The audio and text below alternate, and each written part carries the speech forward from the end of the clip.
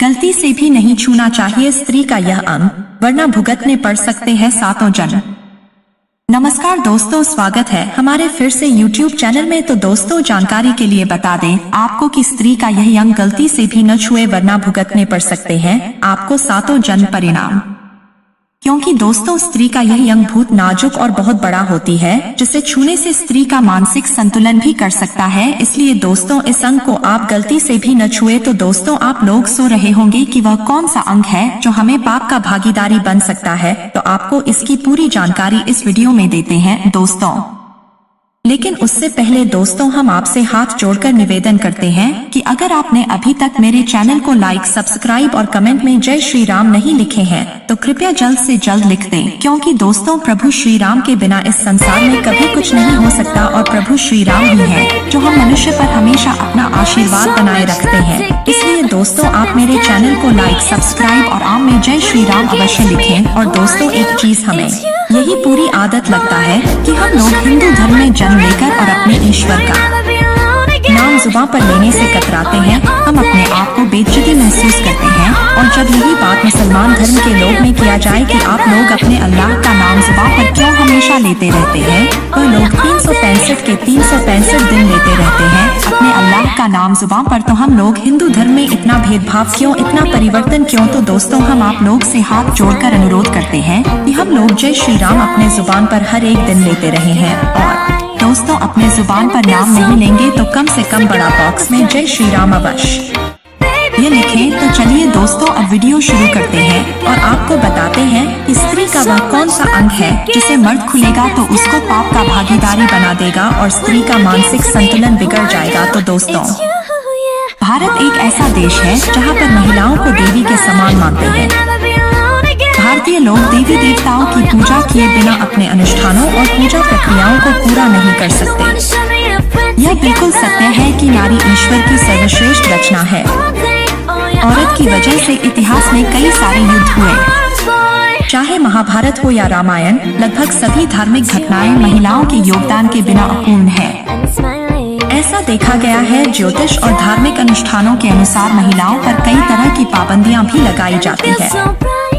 अगर घर में सुख शांति चाहिए होती है तो महिलाओं को कई तरह के परहेज और नियमों से होकर गुजरना पड़ता है। लेकिन पुरुष इन सब अनुष्ठानों से दूर रहते हैं। आज हम एक ऐसी चीज बताने जा रहे हैं जिसमें परहेज पुरुष को करना पड़ेगा, महिलाओं को नहीं। दरअसल यह परहेज ऐसे समय में किया जाता है जिस समय पुरुष सबसे ज्यादा उत्तेजित होते हैं। दरअसल यह परहेज है कि कोई भी पुरुष किसी भी महिला की नाभि को न छुए। इसलिए महिला से संबंध बनाते समय कभी भी नाभि को नहीं छूना चाहिए। स्त्री के साथ कभी भी जोर जबरदस्ती नहीं करनी चाहिए। हमेशा औरत से शालीनता के साथ पेश आना चाहिए। नाभि को न छूने के पीछे एक कारण है। यह कारण धार्मिक है। कहा जाता है कि स्त्री की नाभि पवित्र होती है, इसमें काली माता की शक्ति होती है। जब भी कोई पुरुष स्त्री की नाभि को हाथ लगाता है तो माता काली नाराज हो जाती है। यह तो सर्वमान्य है कि महिला को देवी माना जाता है, इसलिए उसकी नाभि में देवी की शक्ति का वास होता है। अगर कोई भी स्त्री की नाभि को छूता है तो इसका मतलब होता है कि वह माता काली की शक्ति को चुनौती दे रहा है।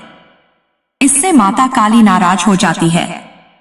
इसलिए स्त्री की नाभि को पुरुष द्वारा छूना वर्जित माना गया है।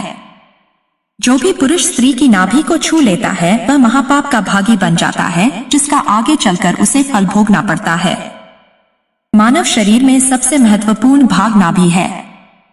नाभि के बाद हृदय और उसके बाद मस्तिष्क की महत्ता आती है। इसके बाद सभी अंगों का महत्व बढ़ता है। मस्तिष्क में ज्ञान के फूल खिलते हैं, हृदय में प्यार के फूल खिलते हैं। लेकिन मनुष्य के शरीर और उसकी जीवन ऊर्जा की जड़ें नाभि में होती है। कहा जाता है कि पिछले 5000 वर्षों में मानव जीवन का जो पतन हुआ है वह यह है कि हमने अपना सारा ध्यान या तो मस्तिष्क पर या हृदय पर लगाया है। नाभि से संबंधित काम और महत्व को हमने कभी भी वरीयता नहीं दी। इसलिए मानव का पिछले जमाने में पतन हुआ है। आज के समय में भी लोग मस्तिष्क और हृदय का ही ध्यान दे रहे हैं। एक बच्चा माँ के गर्भ में बनता है और वहीं पनपता है। बच्चा अपनी माँ से सिर के माध्यम से या दिल के माध्यम से नहीं जुड़ा होता है, बल्कि वह नाभि के माध्यम से माँ से जुड़ा होता है। पैदा होने के बाद बच्चे की नाभि माँ से काटी जाती है। जीवन ऊर्जा इसे नाभि के माध्यम से उपलब्ध होती है। हृदय और मस्तिष्क बाद में विकसित होते हैं। माँ की जीवन ऊर्जा नाभि से बच्चे को उपलब्ध हो जाती है। बच्चा अपनी नाभि के माध्यम से अपनी माँ के शरीर से जुड़ा होता है। गौरतलब है कि नाभि शरीर का केंद्र बिंदु होता है। इसकी साफ सफाई बहुत जरूरी होती है। सर्दियों के मौसम में अगर नाभि में तेल डाला जाए तो शरीर की त्वचा कभी भी रूखी नहीं होती है। शरीर में आँख की पलक एक ऐसा अंग है जो सोने के बाद बड़ा होता है। मनुष्य की आंखों की रेटिना एक ऐसा अंग है जो रात के समय बड़ी हो जाती है। आँख की पुतली। दोस्तों, आज हम आपको महिलाओं के शरीर से जुड़े कुछ अंगों के बारे में बताएंगे जिसके कारण वो भाग्यशाली मानी जाती है। उनकी वजह से घर में धन संपत्ति का आगमन होता है और परिवार में समृद्धि आती है। आप भी देखिए, क्या आपकी पत्नी में है ये गुण, और अगर है तो आप भी बहुत ही भाग्यशाली है। कुछ औरतों के कई अंग सामान्य से बड़े होते हैं। ऐसी औरतें देखने में तो सुंदर होती है और ऐसी औरतों के यह अंग पुरुष के लिए कई मायने रखते हैं। जिन महिलाओं की बड़ी आंखें होती है उनके बारे में कहा जाता है कि वो अपने पति से बहुत प्रेम करती है और उन पर हमेशा भरोसा आती है। और कहा गया है कि ऐसी महिला जिस भी घर में ब्याह करके जाती है वहाँ हमेशा धन की वर्षा होती है। यह महिला देखने में भी बेहद खूबसूरत होती है। ऐसी औरतें अपने पति को कभी धोखा नहीं देती। कहा जाता है कि लंबे बाल वाली महिलाएं अपने परिवार के लिए काफी भाग्यशाली होती है। अगर आपने कभी माता लक्ष्मी की फोटो देखी हो तो आपने देखा होगा कि उनके बाल हमेशा लंबे ही दिखाई देते हैं और ऐसी महिलाओं से शादी करने वाले व्यक्ति को कभी धन की कमी महसूस नहीं होती। लंबी उंगलियों वाली महिलाएं बहुत बुद्धिमान होती है। उन्हें पढ़ने लिखने का काफी शौक होता है।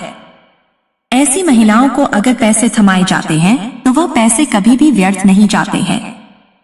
इनमें पैसे को 2 गुना करने का गुण होता है और यह महिला अपने पति को कभी भी निराश नहीं करती है। पैसे कभी व्यर्थ नहीं गावती है। लंबी नाक वाली महिलाएं शांत स्वभाव की होती है।